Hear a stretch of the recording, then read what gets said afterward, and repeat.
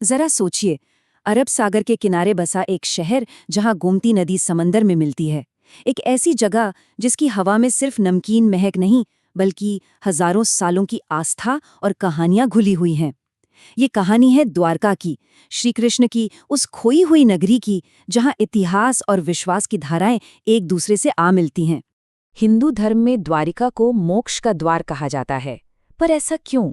आखिर क्या है इस गहरे विश्वास के पीछे की कहानी जो हर साल लाखों लोगों को इस पवित्र जमीन की ओर खींच लाती है?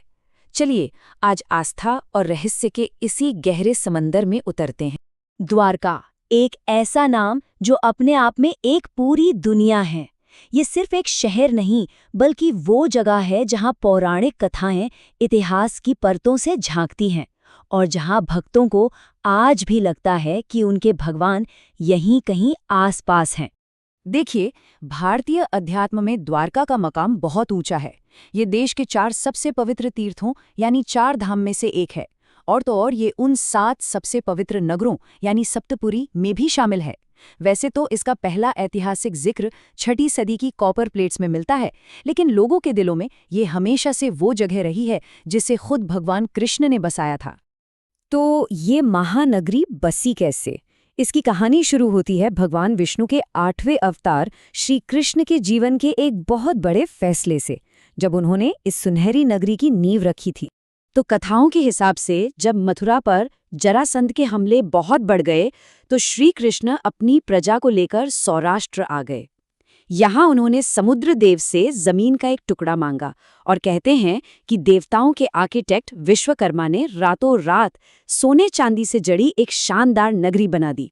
लेकिन महाभारत युद्ध के बाद कौरवों की मां गांधारी ने दुख में श्राप दिया कि जैसे उनका वंश खत्म हुआ, वैसे ही कृष्ण की नगरी भी तबाह हो जाएगी। और ठीक 36 साल बाद समंदर की बड़ी बड़ी लहरें द्वारका को अपने अंदर समा ले गईं। ये एक कमाल की कहानी है ना? पर सवाल तो उठता है कि क्या इस पौराणिक शहर का कोई ठोस, कोई ऐतिहासिक सबूत भी है? और यहीं से आस्था और विज्ञान का एक बहुत ही रोमांचक सफर शुरू होता है। साल था 1979। एक बहुत ही जाने माने आर्कियोलॉजिस्ट डॉक्टर SR राव और उनकी टीम ने इसी सवाल का जवाब ढूंढने के लिए एक मिशन शुरू किया। उनका मकसद एक ही था, समंदर की गहराइयों में कृष्ण की उस खोई हुई द्वारका को तलाशना। अब यहाँ से चीजें बहुत ही दिलचस्प हो जाती हैं। देखिए, महाभारत में द्वारका को वारी दुर्गा कहा गया है, यानी पानी में बना किला। और डॉक्टर राव की टीम को समंदर के नीचे क्या मिला? एक प्राचीन बस्ती के खंडहर। महाभारत में 50 बुर्जों वाली दीवार का जिक्र है और खोज में लगभग 30 बुर्जों वाली 560 मीटर लंबी दीवार मिली। इतना ही नहीं, ग्रंथों में लिखा है कि नागरिकों को पहचान के लिए मुहरें दी जाती थीं और गोताखोरों को ठीक वैसी ही हड़प्पा काल की मुहरें मिली।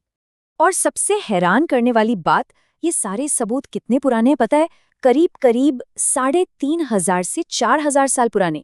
ये वही समय है जब हड़प्पा सभ्यता थी और जिसे इतिहासकार महाभारत का काल भी मानते हैं। ये सबूत मानो पौराणिक कथा को एक ऐतिहासिक हकीकत का आईना दिखा रहे थे। तो ठीक है, वो पुरानी नगरी तो समंदर में समा गई, लेकिन द्वारका में कृष्ण की मौजूदगी, वो आज भी पूरी तरह से जिंदा है।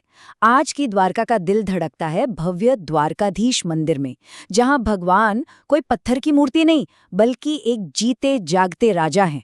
जी हाँ, यहाँ उन्हें स्वरूप माना जाता है, यानी उनका साक्षात रूप, और इसीलिए उनकी एक पूरी शाही दिनचर्या है। सुबह मंगल आरती से उन्हें प्यार से जगाया जाता है, फिर श्रृंगार आरती में एक राजा की तरह तैयार किया जाता है।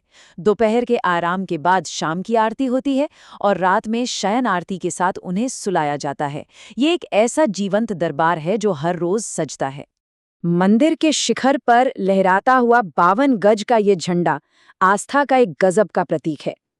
कहते हैं कि ये कृष्ण के राज्य के 52 विभागों को दिखाता है। इसे दिन में 5 बार बदला जाता है और इस झंडे को चढ़ाने के सम्मान के लिए परिवार 2 से 5 साल तक का इंतजार करते हैं। और सबसे हैरत अंगेज बात, एक ही ब्राह्मण परिवार की 7 पीढ़ियां बिना किसी सेफ्टी के इसे फहराती आ रही हैं। लेकिन द्वारका में भक्ति सिर्फ पुराने रीति रिवाजों तक ही सीमित नहीं है। यहाँ के आज के नौजवान, जैसे एक टैटू आर्टिस्ट हितेन, कृष्ण से एक बहुत ही पर्सनल, एक दोस्ताना रिश्ता रखते हैं। उनके लिए कृष्ण सिर्फ भगवान नहीं बल्कि एक दोस्त हैं जो हर पल साथ हैं। द्वारका में आस्था का ये माहौल साल भर रहता है, लेकिन जब कृष्ण का जन्मदिन यानी जन्माष्टमी आती है तो ये उत्सव अपने चरम पर होता है। पूरा का पूरा शहर जैसे जश्न में डूब जाता है। ये सिर्फ एक त्योहार नहीं, एक महाकुंभ जैसा होता है।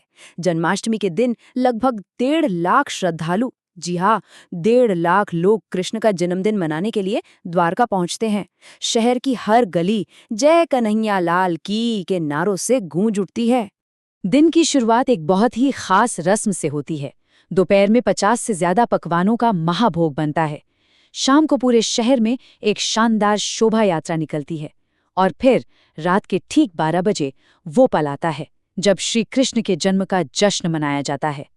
और वो माहौल, वो खुशी, वो भक्ति बस महसूस करने वाली होती है। अच्छा, जन्माष्टमी का एक बहुत बड़ा आकर्षण है पंचामृत अभिषेक। ये एक पवित्र स्नान है जो साल में सिर्फ 2 बार होता है। इसमें भगवान के स्वरूप को 5 अमृतों से नहलाया जाता है। दूध, घी, दही, शहद और चीनी। ये जीवन के अलग अलग रसों के प्रतीक माने जाते हैं। तो कुल मिलाकर द्वारका सिर्फ एक शहर नहीं है, ये पौराणिक कथा, पुरातात्विक सबूत और एक कभी न टूटने वाले जिंदा विश्वास का संगम है। ये उस शक्ति का प्रतीक है जो सदियों से भारत को एक धागे में पिरोती आई है। आखिर में एक बहुत गहरी बात है, भारत को सिर्फ राजाओं और साम्राज्यों ने नहीं बनाया है, इसे बनाया है उन अनगिनत यात्रियों और भक्तों ने जिन्होंने एक कोने से दूसरे कोने तक तीर्थ यात्राएं करके इस देश के ताने बाने को बुना है। ये वही विश्वास था जिसने हजारों साल पहले भारत को जोड़ा था, और आज भी यही विश्वास इस देश के करोड़ों लोगों को हिम्मत और सहारा देता है।